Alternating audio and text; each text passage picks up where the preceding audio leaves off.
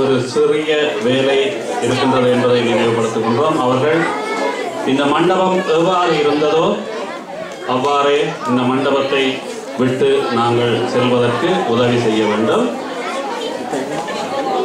எந்த நத்தார் விழாவும் ஒரு முக்கியமான ஒருவருடைய வருகை இல்லாமல் நிறைவு பெறுவதில்லை. அந்த முக்கியமான ஒருவர் இப்பொழுது இந்த அரங்கத்தில் வர இருக்கின்றார். பரிசில் பெறாத குழந்தைகளுக்கு பரிசில் கொண்டு வருவது யார்?